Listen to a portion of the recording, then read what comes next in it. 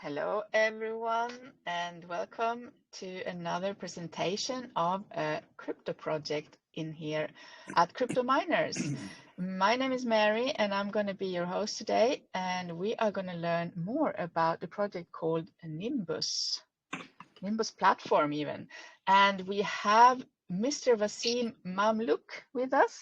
I hope I Yes. pronounced your name correctly, sir. Yeah, for people who have difficulty, sometimes they call me Sam, like in the US, but I think you're doing fine. Okay. Well, Sam or Wasim? Yes. So welcome to Crypto Miners. It's very Thank you. lovely to have you here. I'm looking forward, and I'm sure everyone in here is looking forward to hear more about this project. But first, why don't you start by introducing yourself just a little bit so we know who you are? Yeah, it's good to be here. Thank you. And I appreciate the opportunity you're giving me to speak with your community. And nice to meet you, of course. And I see that your group is called Crypto Miners. So interestingly, I got into Bitcoin and Ethereum mining way back in I guess it was 16, almost 17. And I've been through, counting this one now, a couple of crypto winters as a miner. So this is the time to double down. And I wanted to put that out there because I did it last time and it worked really, really well. It looks like it's going to work again. And so, yeah, am I understanding your group correctly? Are most of the people in here miners? Oh, you have to ask them. I don't really know everyone personally. Okay, fair enough. Fair enough. But probably we have a few, yes. Yeah, in that case, after mining, when it's time to kind of diversify and look at some alternative projects, alternative coins and tokens, that's kind of where we come in. And obviously, we have been in the market for a while, as far back as 18, active really publicly and with the community as far back as 19. And we've got a fairly good following around the world. We're always happy to have new people join us. So obviously we have our official channels. I'm sure you'll be able to find them at some stage, if not already. Yeah, for sure. We have them listed in the room. Great. And we are, as a platform, powered, entirely by smart contracts. So there is no one behind the scenes pulling levers or pressing buttons or something like that. And we basically explain it as the Nimbus platform as a capital efficient and easy avenue to get the best of DeFi, kind of all in the same place. And what does that really mean? We provide users with customizable tools and strategies to help them derive sustainable and high yield returns on their assets. And we have several dApps for that, decentralized applications and smart contracts. We'll talk more about them. The platform hosts a variety of reward earning strategies. Obviously, there's no reason to get involved unless there's a benefit. And indeed there is. And we do have a number of those. So our own NFTs, which are NFTs, they generate rewards. So that makes them a little bit different. And we'll talk about that.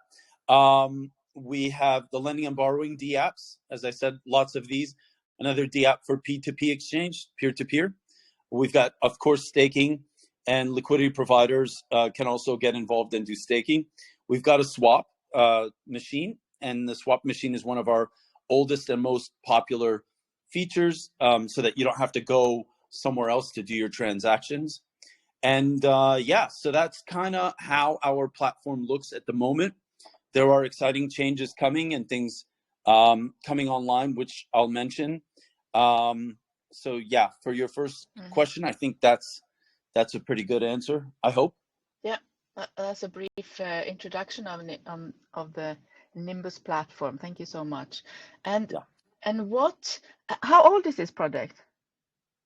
So, really, we've been active since 19.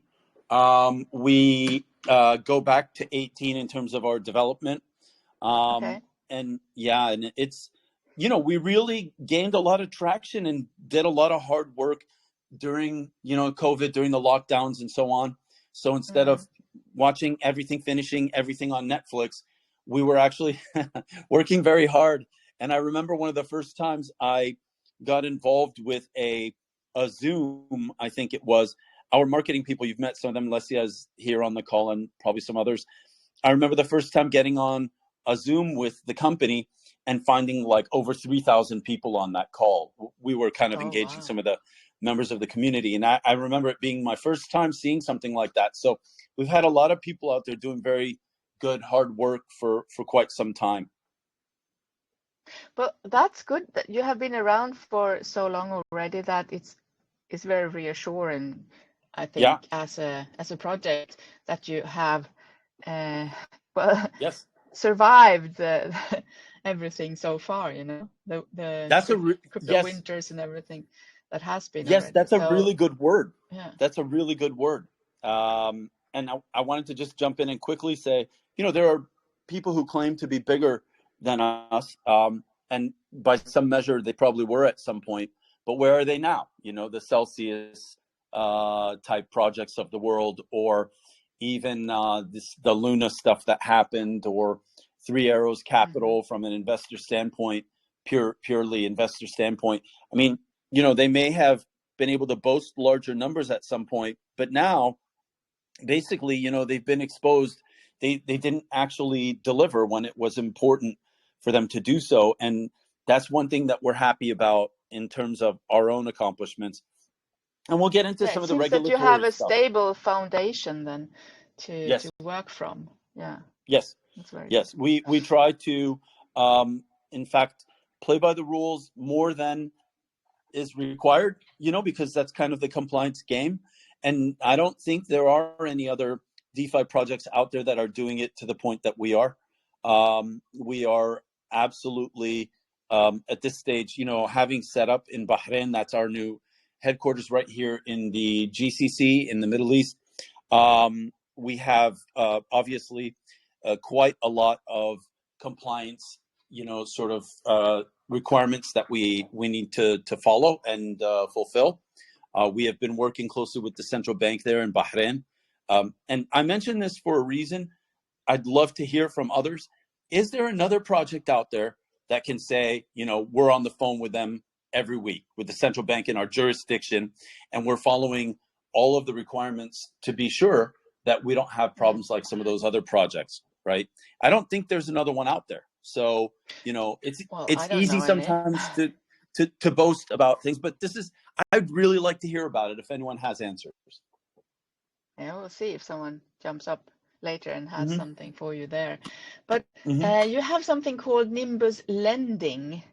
Yeah. Could you elaborate a little bit about that? What is that? Yes. So, in fact, this is a really great platform for existing financial institutions and traditional financial institutions to leverage. So, leaving that for later, the first part of the answer, the most important part, what you asked about, is you make an offer. You can go on the platform, you can make an offer. I'm willing to lend this crypto, and these are my terms and conditions. And then someone else comes back with a reply, or they take your offer and the lending term begins. So it's a matching, kind of a matching service as well. Anyone who's registered in the platform is allowed to do this, to list their assets and say, I'm willing to loan it out for this long, and these are my terms. And then there are others, because we're matching, there are others who say, I want to borrow this much of a particular token, and these are the terms that I'm willing to meet. And so, you know, it's an ultra competitive version of lending and borrowing, and peer-to-peer as well. So why does this look interesting to some financial firms out there? Is basically they don't have to risk their own capital. They could obviously open it up to their own clients, and also it's generally the kinds of loans that a bank doesn't usually do. You know, banks they're looking for mid to high six figures, maybe seven figure deals, housing loans and things of that nature, because when they service a loan, they have a very high cost in terms of, you know, adding a loan officer to the process, compliance, requirements that they have to meet. Those sorts of things tend to cost them a lot of money.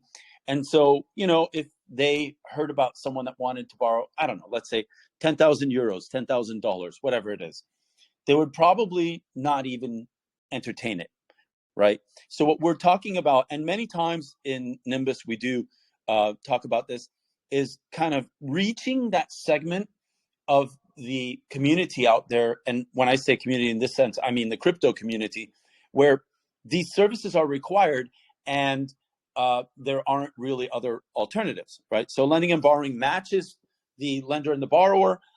It can be initiated from either side, and it's basically up to the counterpart to take it up, and then it's kind of automated from that point on, you know. And the good thing is you don't have someone coming back to you saying, oh, I can't pay you back today. How about Tuesday, you know, or something like that. It's the conditions are met, or the smart contract executes and everyone takes their crypto and goes home.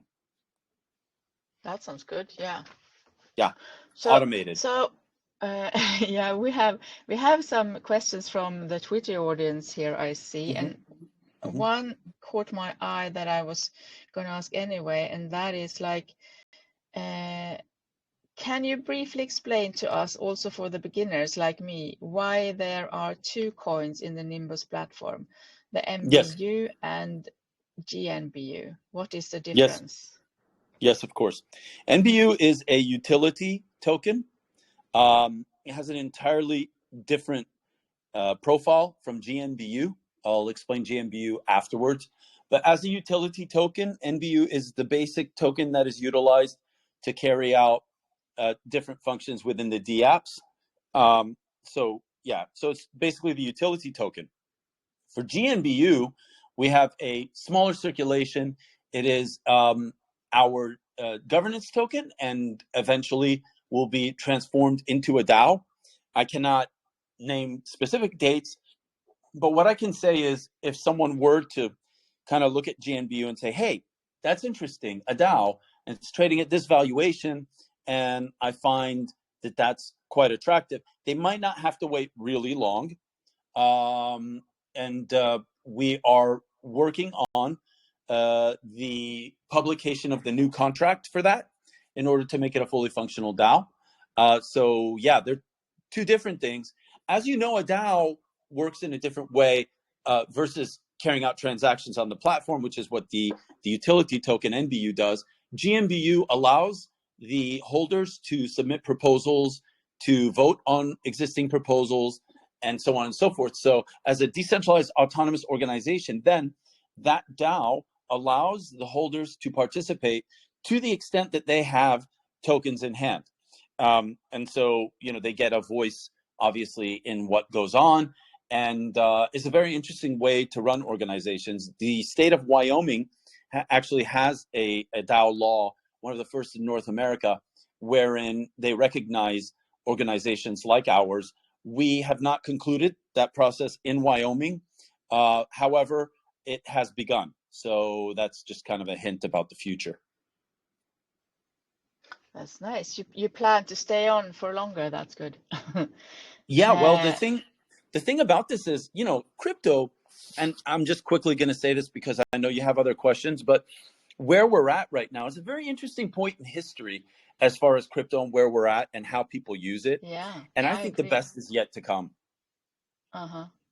Well, the mass adoption is on the entrance of the house, or whatever you can say. Exactly. Yeah, it's going to come sooner or later, and how it's going to come, we don't really know it yet, or which coins are going to be used the most or whatever. But we will see. Yeah. That is really exciting, and I think projects like yours that has been around has a greater chance to succeed with that, because, well, you have the foundation, as I said, and you know you have experience. Yeah, and we're doing a lot of novel. Yeah, and there are a lot of novel things, a lot of firsts in terms of what we're doing. We're probably the first, I think, organization platform to have an NFT that rewards the holders, right?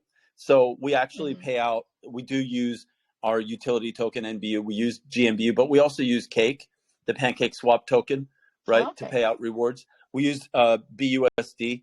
We use BNB. And So, how do you because get we're on rewards then? Binance Smart Chain.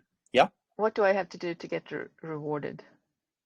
It's actually not that difficult. If you go to Nimbus platform and, basically register, connect your wallet, it's kind of a push button sort of thing.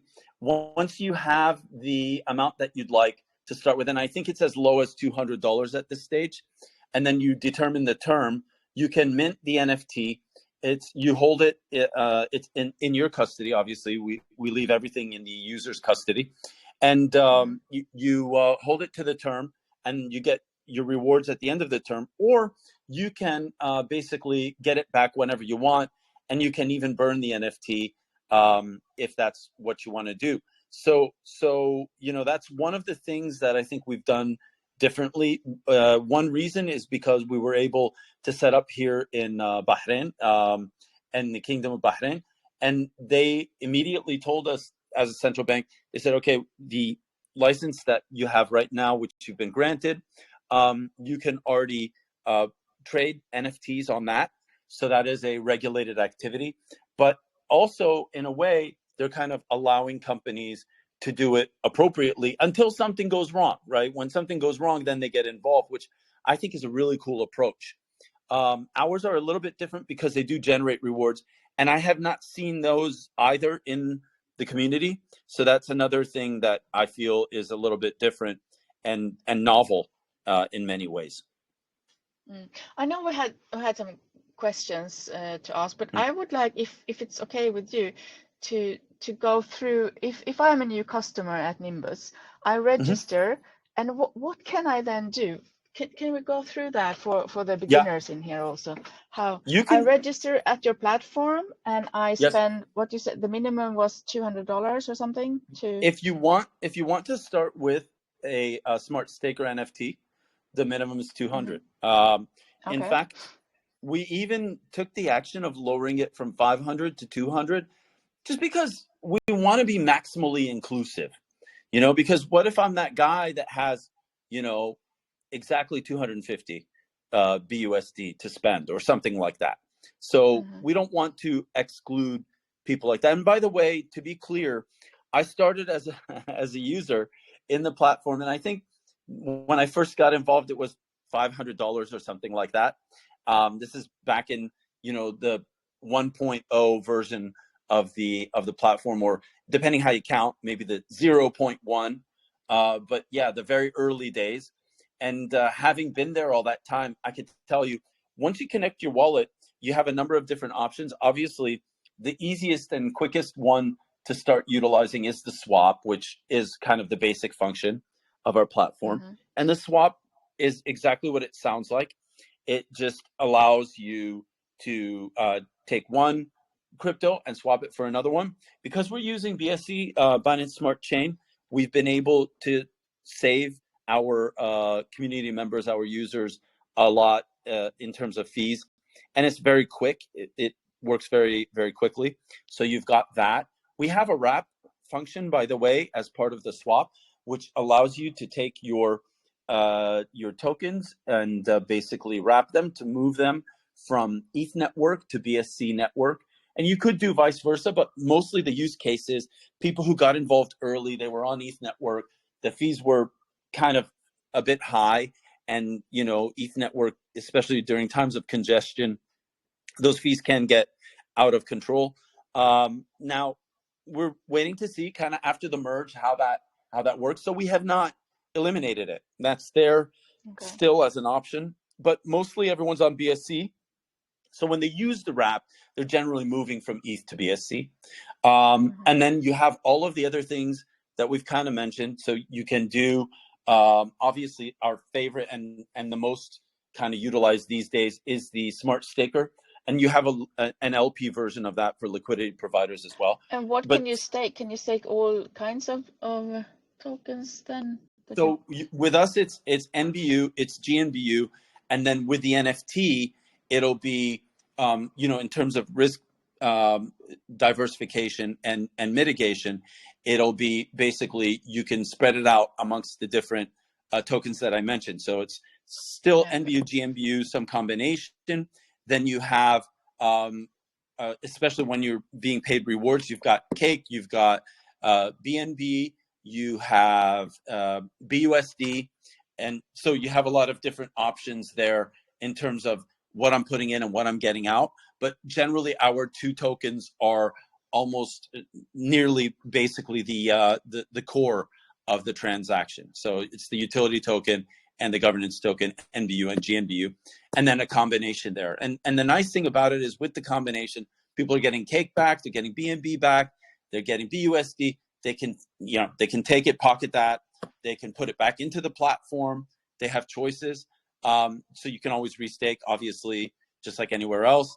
But generally, I'd say our rewards are probably some of the most competitive in the business from what's out there.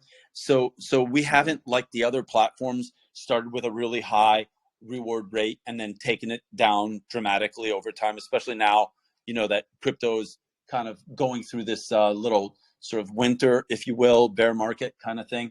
We've kept them extremely competitive at very decent levels. And so that's another really attractive one. Obviously, we talked about lending and borrowing. We talked a little bit about peer-to-peer. I think peer-to-peer as a use case, we didn't really get into the details, but basically peer-to-peer, unlike lending and borrowing, is not strictly a lending and or borrowing transaction. It can be a number of things, which is a look into the future in which we will be offering fractionalized NFTs on an NFT marketplace. So that's going to be very exciting. That's one of the things coming in the future. And everything we're talking about is generally stuff that will happen here at the tail end of 22 into 23, not 2024 or 2025 or any of that stuff. So we're talking about within the next year or so. So you mean your roadmap ahead then? How far ahead is your roadmap? I mean, if you really wanted to, yesterday we were talking about one all the way up to 2037.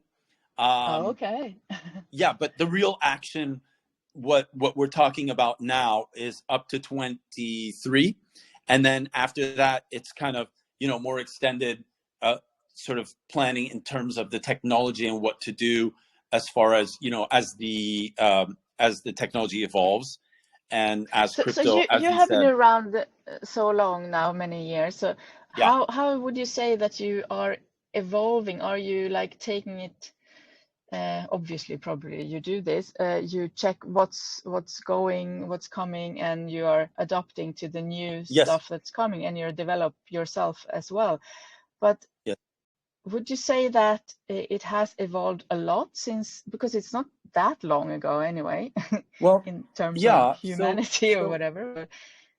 No, it is but kind of a long time in crypto. Yeah, a long time in crypto, exactly. And almost everything that we're talking about today, probably, nearly all of it wasn't there 2 years ago, right? Or 3 years ago. So this has all come in the last 2 or 3 years. I should mention also, not only have we done all of this, but we've also had, I think, a grand total of 5 different auditors come through and look at our smart contracts and kind of, pick them apart. We actually, as we speak, we're now integrating another token that we haven't mentioned yet, which is NIMB. NIM has come in to play because we have actually too much, let's say, utilization of our NBU tokens, the utility token, and we basically outstripped the supply. So now we have a NIM token, which is coming into play. These are all new things that are happening, just recently. Our of course, the roadmap, the immediate one, includes a lot of exciting things. Obviously, the DAO is a really good one. We're going to have some announcements coming regarding GNBU very, very soon. I won't say exactly when because that's not my department, but something is coming very soon. And it basically sets the stage for having a fully functional, decentralized, autonomous organization. Now, we mention these things and they sound like, okay, that's cool. I've seen other DAOs and so on and so forth. But there's a difference because what we plan to do is to have a centralized mechanism with bid and ask for our tokens and for different things like fractionalized NFTs. And of course, this is again in 23, end of this year and into next year. And these will actually be run in a very interesting hybrid way, where again, the user holds the asset in their own wallet. So we don't do the custody and we don't take it from them and put it somewhere, but we have a centralized exchange on which bids and asks can be entertained. So I wouldn't just say, I'm going to sell this NFT for $2 million and I got to wait for someone to come up with $2 million and buy it from me. No, it would be, I want to buy, 10% of it for $250,000. And now, right, the value has gone up to 2.5, but I don't have to sell it outright. And it would be more like 49, because you wouldn't want to actually tokenize more than half of it, because then you would have to actually do the complicated part, which is changing the custody and handing it over to someone else. So really what we'll do is we'll have it centralized, but the users hold their assets in their own wallets. I'm not sure I followed you. Could you sell bits of your NFT, you mean? Yes, or? that's exactly. You are following. Okay. Do you see? You're smarter than you think. Yeah, that's well, exactly. I've never heard of that before. No, you see, I have an arm out of my there. ape or something. No, you're right. It's out there, but they didn't see. People didn't really get to enjoy it yet. And I'll tell you, part of the reason is it came towards the end of the bull market. And when you go into a bear market, a lot of times what happens is the progress, the innovation gets stalled out, because you have, unfortunately, these these organizations that are blowing up. People are losing tons of money. They're distracted. And this is where I think we're different from other companies also, because we continue to innovate into this entire sort of, situation here with the bear market, if you will, crypto winter, whatever you want to call it. We know that we're going to come out on the other side stronger. Yeah. That's good. Yeah, I like that. So I can sell half of my NFT to you then. Yeah, so cool. Less than half. And I'll tell you why. If you sell at least 50 up to 51%, then you're in an area where you might have to hand it over. And here's the cool thing. If you like it, if it has sentimental value, let's call it a priceless work of art or something that you really enjoy having in your home, your workplace, on your wall, what have you. That item doesn't end up going to someone else unless, again, if you've gone up to 51%. So we would say, 30, 40, maybe up to 40 something percent, and stop there, such that we can have the item still in your own grasp, and we don't have to deal with the change of custody, because you see, these are the areas where problems occur. But as long as you own more than 51% yourself, or more than 50% yourself, you can buy it back then. Is that what we're talking about? Like no, lending, you keep it. You keep it because you own the majority. So you never have to give it up. So do I have to pay back to get all of it? If I want to sell all of it to someone, I need all of it, right? Well, here's the nice thing. If you decide to do that in such a scenario, and there is, again, you'll have a bid-ask function. So if there's a willing buyer and you decide to do it in such a case, we would then handle the trade for you, right? It would be kind of a special sort of case, a special scenario. However, generally, when people fractionalize their NFTs, they don't want to give them up, right?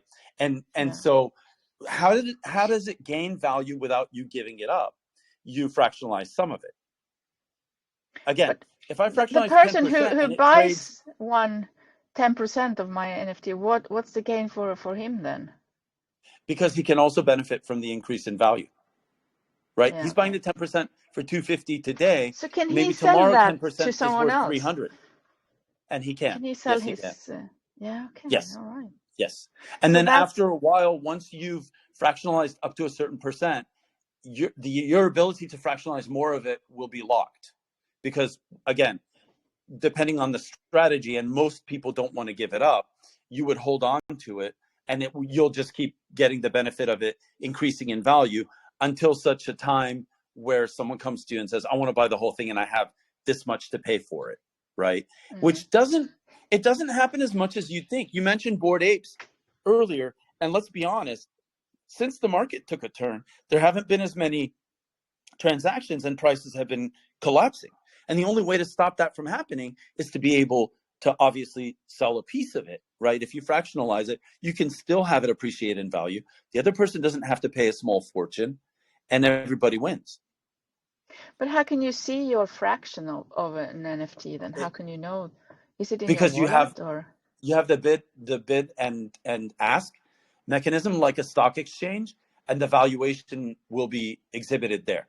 You'll be able to see it. Okay. On the platform, on the Nimbus platform. 100%. Exactly. Okay. So it's the last trade value that sets the price. Okay. Sorry, I jumped off from all the questions. No, that's good. Here. I can see that you guys like NFTs in this group. Well, I'm interested. So, and that was the last frontier, really, until the bear market took over. You're right. Yeah. Okay. Well, let's have some community questions from the Twitter space so we don't miss them here. And here's someone, he says, a Smart Staker NFT got released recently. Is this about this? Maybe we just had about. Yeah, so Smart Staker and NFT is another NFT innovation, which we were discussing earlier, whereby it pays rewards. And again, I don't know of another NFT that pays rewards. There might be some out there. You know, and I guess I've heard about some versions of it, but again, we've got Cake, we've got BNB, BUSD, like actual real rewards that aren't another, you know, let's say another amount of tokens straight from the platform. So GMBU, NBU are involved, especially when you're wrapping it, when you're creating it, when you're minting it rather. But then when you go ahead and you get your rewards, okay, and potentially burn it, you are coming out of the transaction with a variety of tokens, and it's clearer if you go in and you look at it on nimbusplatform.io. But the way I'm explaining it is because we have Smart Staker and NFT, and we also have the LP version. So the bottom line is we're paying rewards on an NFT, and again, it's kind of a novel concept. And also there are different terms, and then it can be burned. And this could be any NFT, or must it be on the Binance Smart Chain NFT? For ours, there is a structure. I just didn't want to have to kind of go through all the different ones because I think maybe people just want to hear us talking about it mostly. But it's okay. So when you go in and you say, I want to create one, obviously there are going to be different versions. So we have, you're going to have probably about a 60% for soft staking NBU APY, 60% for soft staking APY on GNBU. You've got 24.15% on Cake BNB LP staking, right? So that's one example. There's another one this is the one that's only 200 BUSD to participate. It's still 60% NBU soft staking. It's 60% GNBU soft staking. Remember, when we say soft staking, you can break it anytime, basically. And still the 24.15 on Cake or BNB. And so basically it is a combination of those. And the good news about that is if Cake goes up or down in value, BNB goes up or down in value, our tokens change in value, there is a kind of a spread of the risk, so to speak, so that people don't have to necessarily take all of the risk in one token alone. And that's where I think, you know, we have kind of a novel approach for them. It's also, as I said, it's only one BNB generally to participate. And then you have also a minimum cost of 200 BUSD for those who want to just try a smaller amount.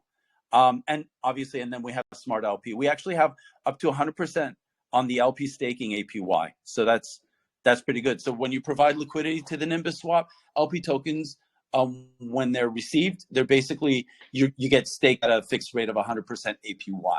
And no, I don't think 100%. Anyone out there, I don't think anyone else is still doing it. What does that really mean then? I put in $100 and I buy so over the token time and you I will stake get them.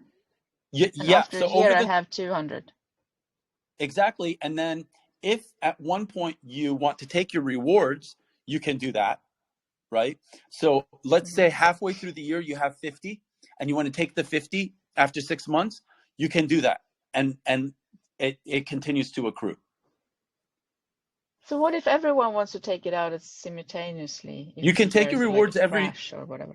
No, you can take your rewards every hour. You can take your rewards every week, every month. It's not that's not a problem. You can actually take your rewards anytime, which is kind of a novel thing again. And part of what goes on, like I was saying, is there's really high demand on the NBUs, the utility token, right? And so because of that, it's not difficult for you to actually get that liquidity and take them out anytime. And you can take them and you can put them into a smart staker. You can take them and swap them for a different crypto, do whatever you want. They're yours. Okay. Well, I didn't get to read the whole question. I'm not really sure now if you answered all of this. For the NFT? So, yeah, the smart staker Yeah. NFT and how does this works? What are the use case for smart staker NFTs? Is this NFT really important on Nimbus platform? It is important to us and to users, again, because of the way that it allows us to spread the risk for ourselves and for the users, right? Because when we're talking about something, let's say over the course of a year, a lot of things can change. So you've got some pancake swap you're getting back, you've got some BNB that you're getting back, obviously linked to Binance, right? And what are you staking? You're putting in our own utility and or the governance token. The other thing that's nice about it, beyond risk mitigation, is it's kind of our first foray into NFTs, and we went ahead and we did something that's never been done before, which is really important. You know, if you think about it, when someone is new at something, they expect to not be good at it. We didn't feel that way at all. For whatever reason, we do have very high confidence in our people, and for good reason. But again, we didn't just say, okay, we're going to start doing NFTs and we're going to be really careful and we're going to be very conservative. No, we went with the normal model. We allowed people to diversify their risk. And obviously, as far as the use case, that is the general one, is I have a certain amount I want to put in now. I want to be able to get it back after a year. I want to have, as an output, I want to have some cake, some BNB. I want to, you know, depending on how they want to structure it. And basically that, as I said, gives them that diversification, which I don't think you see it a lot of places. And you can also change your mind during this year and unstake it right away. You absolutely can. Any of the ones that say soft staking, which I mean is basically any of them generally, and then you also have the 60% APY. You've got 100% on LP, on liquidity provider. These are all live right now. If anyone goes to the platform and they connect their wallet, they can get started right now. I'm not talking about anything that we're planning to do in the future or any of that stuff. The only things, by the way, that I mentioned in the future is a fractionalized NFT exchange and having a fully functional DAO, which we're still building. All right. The rest is all live. Let's move on to another question here. Can you elaborate more on Wrap Machine 2.0 and for what purpose was this machine launched? What are the benefits or advantages for Wrap Machine? Yeah. So Wrap Machine is used, again, when you want to transfer your balance between two networks. And right now we're talking about ETH and we're talking about BSC. And here's something that happens a lot. Someone who's been here a while ago, let's say it was over a year ago, and they were running on the ETH network. ERC20 was generally the only option at the beginning. And that was the only option for everyone, right? And everyone was excited about decentralization and all of this, and which is fine. So they've been working on there, but now the fees are crazy, and or they find BSC is a lot simpler and easier to use and quicker, tends to be. And it's got up to 15 times lower gas fees, which is really good news. So because, you know, in the old days, a lot of times you would come to do a transaction on an ERC20 platform like, you know, what we had. And let's say the transaction amount is $100, and the transaction fee is $100. So it doesn't make sense, right? Yeah, that's So then you can crazy. wrap it. Exactly. So then you can wrap it for a very small fee and move it to BSC, right? Mm-hmm. And it'll appear in your wallet under the new network within 24 hours. Obviously, we're working to expand the networks that we're on and that we're working with. I can't really get into too many details again, because this is the result of technical work. We try not to promise things. There are others that will. We try not to promise things or talk about them too much before they're ready. But for now, it's ETH and BSC to move things between here and there. And yeah, so it's very convenient for those that want a solution that costs less and is quicker and easier. Yeah. So what comes to mind when you talk about all these different things is that there are lots of newbies in this space, and there will be more and more newbies coming in. And it is fair to say that it is kind of complicated to buy Yeah. and sell crypto still. So do you have any like educational plans? I mean, to Yeah. teach people about this, and do you have like maybe already videos out there on Yes. YouTube that you can learn? Oh yeah, always? absolutely. You can go to Nimbus platform on YouTube. We do have Nimbus Academy out there. In terms of what we're doing here on the ground, we actually have a in-person training license. So we're registered to do those now face-to-face whenever that's necessary. But more important, it's easy enough to go to YouTube and find basically a video about anything I've mentioned during this entire AMA. The team has done a really great job. Sometimes you'll see me there as well. Yeah, so that's a really cool, a great question, and a really cool place to go. Nimbus platform on YouTube, and just, anything you want to know, just scroll down and you'll find it there. Also, we have in our own community chat, right? Our Telegram community chat. We have obviously different people who submit questions. We're closing tickets round the clock, 24/7. A lot of times on weekends, a lot of times in the middle of the night. I see a lot of people, a lot of action going on there. I just like to know what's going on, although my position is not necessarily linked to technical support directly or anything like that. Sometimes it's people from my community, or sometimes it's a question that's being answered that I want to know the answer to. And then we have obviously separate internal, let's say, communication that follows up on these things. And we're opening and closing tickets 24/7. So if the actual videos aren't enough, if the platform still seems complex, and I like to think it's been made So you fairly have your own simple. tech support, you can say. We do 100%. That's right. And they're working around the clock. So anyone who feels it might be overwhelming, it's not. But if there are questions, we're happy to answer those 100%. So all the time zones are covered. Very good. I like that, because crypto is full of lots of time zones.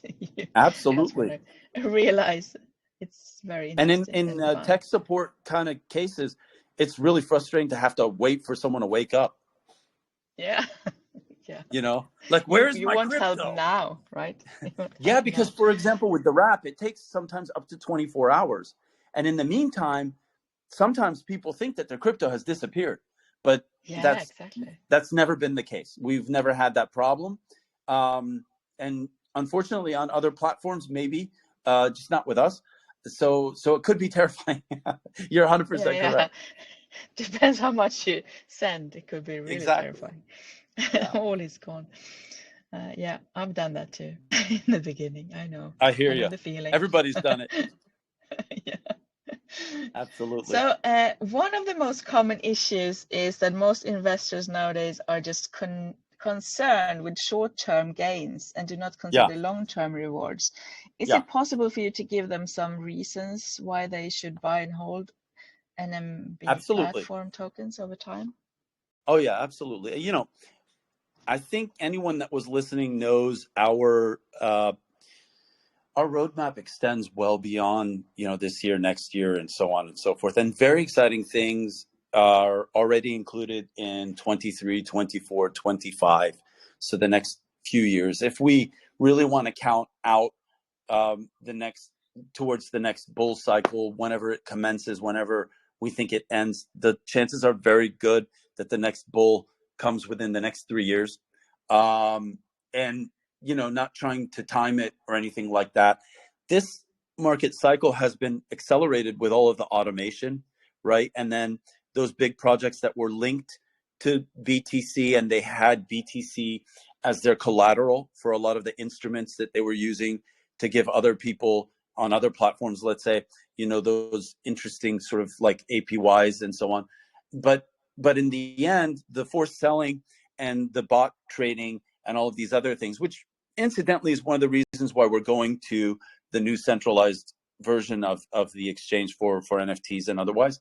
But having bots out there, having all of these things happening now in real time, right in front of our eyes, has accelerated the market cycle. So the chances are within the next 3 years, we're going to face an enormous opportunity. I think it's actually, we may be in the midst of it right now, but that's not what this call is about. So without giving too much advice on timing, yeah, we should talk about that too. Well, I love to hear about that. the question comes, kind of arises a lot, and it's how much worse could it possibly get, right? Who else is going to blow up? What else is going to cause the cycle to completely bottom out from here? And I feel we've seen a lot of things, if we talk about dollar strength and things that have happened around the world, current events and so on. I don't really talk about politics too much. Again, that's not why we're here. But I mean, how much worse could it get, right? It seems to me that we've seen a lot. We had Corona, we had the war. What else? It's like, I'm surprised that kids these days aren't traumatized. Maybe they are. I want to give them all a badge of courage for being able to soldier on through all of this. It's unbelievable. They couldn't leave their houses for a while, like these are kids. So so how much worse could it get? I think that where we are in the cycle and with everything that's going on, things like smart staker really make sense. And that's another piece of it that we didn't really talk about. But when we come up with a new concept like this, it's mostly because the community is looking for something of that kind. And then it's, what is the timing in the cycle? What kinds of things would they be more comfortable with? Definitely risk mitigation is a big piece of it, which is like, hey, I've already been clobbered on another platform. I'm not in a position where I can really put up with much more of this. Let me do something that's a little bit safer. And that's kind of where Smart Staker came from. And we're listening also when people say, oh, the bots are killing me. I got to get away from the bots. The decentralized exchanges are good, because we're on PancakeSwap and we're on different ones. But also, we need some protection from all of this stuff, and what should we do? So at the end of the day, it's kind of, all right, here's what we're going to do.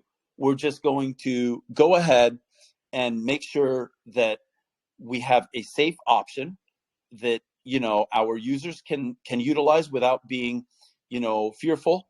And we want them to be there on the other side of this, which hopefully comes sooner than later. So speaking about safe and so on, how safe is the platform, the MB? Well, we had 5 different auditors come in, and they picked everything apart, and we implemented all of their recommendations. Not that they found a lot of stuff. To be honest, whenever an auditor comes in and doesn't find a lot of stuff, I have a sort of cyber background. I've done penetration testing for banks and so on. And for me, it's always like, why didn't you find more, And which is good. We've written literally over 90% of our own code. And, this is all out there. It's on GitHub and different places. People can check who are the auditors, what did they do. In fact, even right there on our platform, we definitely have an explanation of, kind of who's been here and what did they look at and all of that. So I see the names right now. I can tell you Zokyo, Hacken, SmartGate, Chitin, Certic, Hexens, Diligent, Consensus. I mean, these are names. Honestly, Consensus is even good enough for me. Consensus, Zokyo, and Hacken, right? Just those 3. Certic also is kind of a leader in this area. And then you have 3 more. Yeah. It's Hexens, SmartGate, and Chitin. So actually 7. We've got 7 on here, and you can click on all of them, and you can kind of see exactly what happened. None of this is hidden. And so basically you would just go to nimbusplatform.io and scroll all the way down and you'll find it there. And we're happy, to have people look at that and think about it and talk about it, because at the end of the day, who would even want to put $1 in if they're not sure that it's secure? I totally agree. It's actually an excellent question. It is like a gamble a little bit, crypto, because there are so many rug pulls and stuff happening all over the place, but it is also good to find these secure islands in this space where you can really host your money that can, Yes. if you make any gains, you can put them somewhere. Yeah. And I think that the other ones, the ones that do these kinds of, things, whatever it is, whether it's a rug pull, whether it's intentional or they're just plain unprofessional, intent is not necessarily part of the analysis all the time, although it should be at some stage. But let's say if we leave the intent out, and they're not trying to rug pull someone and they're not trying to be malicious, but they end up causing people to lose a lot or all of their money, that doesn't help anyone. That doesn't help the company that did it. It doesn't help the user. It doesn't help anyone. And it actually destroys the credibility of the industry that we built. In 2017, 2016, whatever, back then, you couldn't call this really an industry. But we can now, and we've achieved a lot. And the problem with those platforms that aren't doing it right, not only do they hurt themselves, they hurt the users and they hurt the industry at large. They're putting themselves out of business eventually, and they're missing the really huge opportunity that has still not even been realized, right? You said it. The bad rumors that travel very fast, and the good ones take lots more. And we're like not 10 even times there more. yet. We haven't even peaked yet. The best is yet to come. Yeah, let's hope so. Who wants to miss that? Nope, we're in here. We will Exactly. stay. Exactly. And time flies when you have fun, and we really had fun today in here with you. Same. And it was really interesting to hear about this project. I have never heard of it before, although it's let's say old. So Wasim, thank you so much for coming in. And I would like to have something last for you to answer, and that is, where do you see this project in maybe 5 to 10 years? Okay, great question. And without revealing too much that's not public yet, we often treat ourselves a lot like, a Wall Street firm, because we have a lot of, ladies and gentlemen from the finance industry on our team. But without going too far in terms of things that haven't been announced yet, I think we will end up setting a very strong precedent for projects that are run properly and that meet market needs and demands, especially at a time like this when other organizations are not really investing in themselves and in their community and not building things that benefit others. We have great things coming again, even in 23. I think the DAO development will be really strong in terms of, kind of making our mark, who we are and what we're doing. Announcements also from our platform come on a very sort of, regular basis. So if you join the channel there on Telegram and you kind of follow along, you'll see this is not just stuff that we're talking about. We have definitely set up in Bahrain for a reason. We're really happy to be working with some very sharp members of the, let's say, highest levels there, right? Obviously, central bank and others. And so, yes, the best is yet to come. The exchange, the centralized exchange, will be a big piece, getting away from bots, but still allowing users to hold the assets in their own hands. So we'll be centralized, but it'll also be kind of a hybrid solution. It'll even take our security to a higher level. And then one thing that we've discussed, and it's not really been advertised a lot so that the ones who listened all the way through can have something that no one else has. How about some options that are available to regular people on crypto so they can hedge their portfolios? And that's just the concept, but We've worked on it a little bit, and it has been discussed with some pretty high level people. And these are the kinds of things we want to put in the hands of, you know, the everyday user, not just for big Wall Street firms and so on who want to do crypto, but they don't want to take all the risk. Again, risk mitigation type stuff. And I think that, you know, you'll see the innovation coming fast and furious in the next year, especially. And we're really proud of what we've done, and we're really excited about what's coming. So stick around. You're going to see a lot of cool stuff. Yeah, thank you. And everyone in here, I'm sorry to say that we won't have any live questions for this AMA, but you can go to their socials, their Twitter space, or their Telegram, or all of their We socials want you to go there. Ask questions. Yeah. We want to see you there, and we want to be challenged. Challenge us. So put your questions to them over there, guys, and I'm sure you will get lots and good answers. And it was really nice to have you, Sam. Likewise. Or Vasim. Yes. And yes. I hope to see you again, to come back and talk more about this lovely project later on, maybe. And Absolutely. To everyone in here, have a good wherever you are, guys. My pleasure. Thank you so much. I will close the recording, and if you want